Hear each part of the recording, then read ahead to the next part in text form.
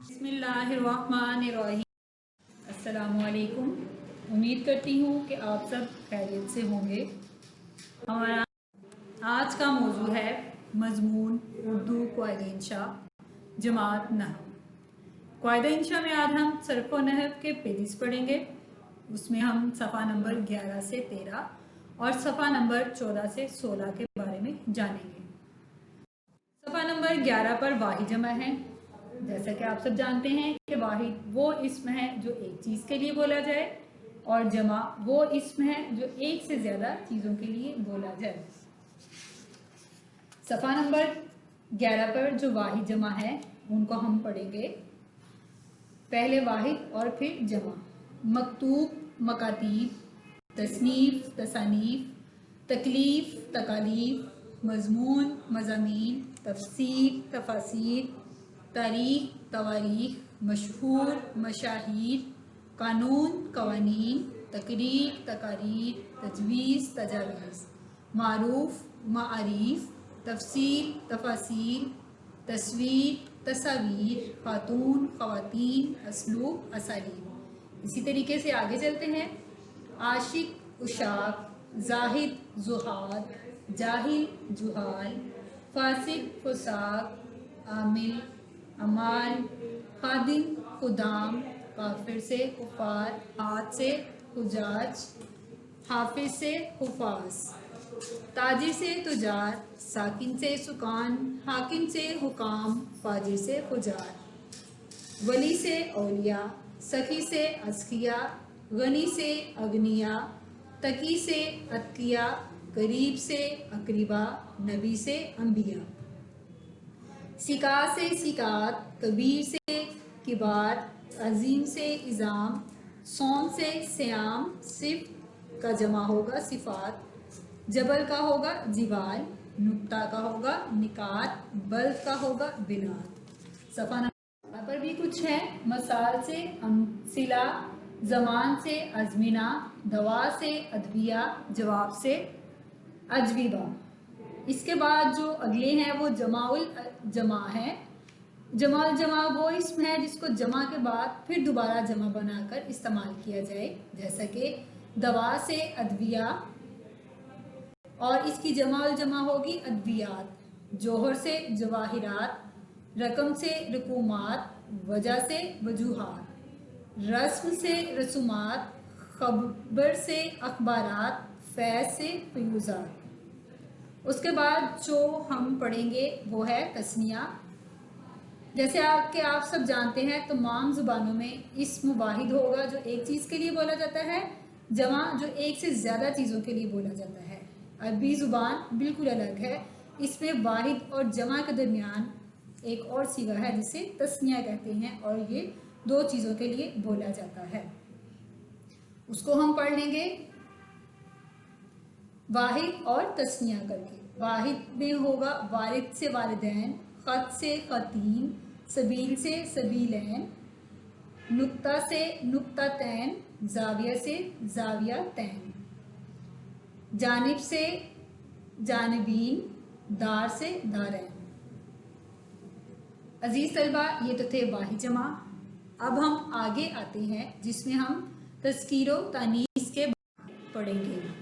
तज़कीर व तानीस, तज़कीर बोलेंगे मुज़क्कर को और तानीस मोनस। मुज़क्कर जैसे कि आप सब जानते हैं वो इस्म है जो किसी नर के लिए बोला जाए, जैसे बेटा, मामू, शेर, मोमिन। और मोनस वो इस्म है जो किसी मादा के लिए बोला जाए। इसमें से हम कुछ मिसालें आपके सामने पेश कर देते हैं, जैसा कि बाप, माँ, बूढ़ा, बुढ़िया, मियाँ, बीवी, दामाद, बहू।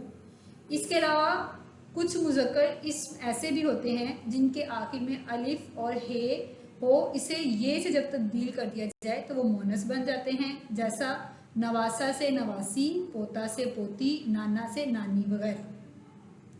इसके अलावा कुछ जानदार मुज़क्कर इस्म ऐसे हैं जिनके आखिर में नून, अलिफ, नून छोड़ के नी या ये लगा देने से मोनस बन जाते हैं, जैसा कि कम्हार से कम्हारन, फरंगी से फरंगन, गोजर से गुजरी।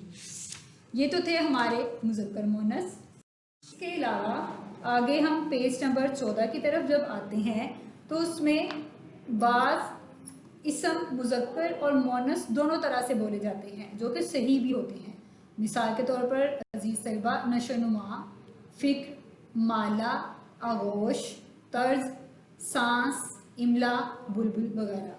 اور بعض اسم ایسے ہیں جو ایک معنی میں مذکر اور ایک معنی میں مؤنث بھی بولے جاتے ہیں،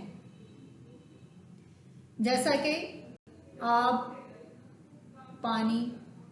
آب مؤنث بھی ہوگا اور آب مذکر بھی ہوگا. اگر ہم آب کے معنی لیں تو آب پانی بھی ہے اور مذکر ہوگا، آب چمک دمک بھی ہے اور یہ مؤنث بھی ہوگا. اس طرح کی مثالیں یہ ساری آپ کے سامنے ہیں. عزیز طلبہ اگلا جو ہمارا کام ہے وہ ہے فعل کے بارے میں. جیسا کہ آپ سب جانتے ہیں فعل وہ کلمہ ہے جس سے کسی کام کا کرنا یا ہونا کسی زمانے میں معلوم ہو. فعل کا مطلب ہی کام کرنا مراد لیا جاتا ہے. اس کی مثال دیکھ لیں تو جیسے نعیم آیا، طاہر نے کتاب پڑھی. فعل کا تعلق زمانے کے ساتھ ہوتا ہے اور زمانے کی 3 قسمیں ہیں: زمانہ ماضی، زمانہ حال اور مستقبل. زمانہ ماضی میں ہم گزرے وقت کے بارے میں پڑھیں گے، زمانہ حال ہمیں موجودہ زمانے کے بارے میں بتاتا ہے اور زمانہ مستقبل آنے والے زمانے کو ظاہر کرتا ہے. آگے سے فعل کی 12 قسمیں ہیں. فعل کی 12 قسموں کے بعد ہم فعل ماضی کے بارے میں تھوڑا سا جان لیتے ہیں. فعل ماضی جیسے کہ ہم نے پہلے پڑھا کہ وہ فعل ہے جس سے کسی کام کا کرنا یا ہونا گزرے ہوئے زمانے میں معلوم ہوتا ہے. فعل ماضی کی آگے قسمیں بتائی گئی ہیں جس میں ماضی مطلق، ماضی قریب، ماضی بعید، ماضی شکیہ، ماضی تمنائی اور استمراری کو بیان کیا گیا ہے.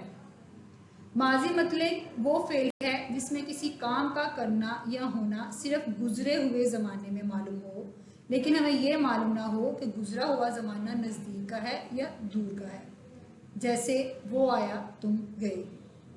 ماضی مطلق بنانے کے بھی کئی طریقے ہیں. اس کے بعد ہے ماضی قریب. ماضی قریب وہ فعل ہے جس سے کسی کام کا کرنا یا ہونا نزدیک کے گزرے ہوئے زمانے میں معلوم ہو، جیسے ندیم آیا ہے، فرح گئی ہے. ماضی قریب بنانے کے بھی مختلف طریقے بیان کیے گئے ہیں. اس کے بعد ہم پڑھیں گے ماضی بعید. ماضی بعید وہ فعل ہے جس سے کسی کام کا کرنا یا ہونا دیر کے گزرے ہوئے زمانے میں معلوم ہو، جیسے مقیم نے لکھا تھا. ماضی بعید کے لکھنے کے بھی طریقے بیان کیے گئے ہیں. اب ہم پڑھیں گے ماضی شکیہ. وہ فعل ہے جس سے کسی کام کے کرنے یا ہونے کا گزرے ہوئے زمانے میں شک معلوم ہو، جیسے اس نے خط لکھا ہوگا. اس کے بعد ہم پڑھیں گے ماضی تمنائی جس میں تمنا کا اظہار ہے. وہ فعل ہے جس سے گزرے ہوئے زمانے میں کسی کام کی آرزو، تمنا یا شرط معلوم ہو، جیسے کاش وہ محنت کرتا وغیرہ وغیرہ. عزیز طلبہ یہ تو تھے کچھ فعل کے بارے میں باتیں. امید کرتی ہوں کہ آپ اس کے بارے میں اچھے طریقے سے اس کو ذہن نشین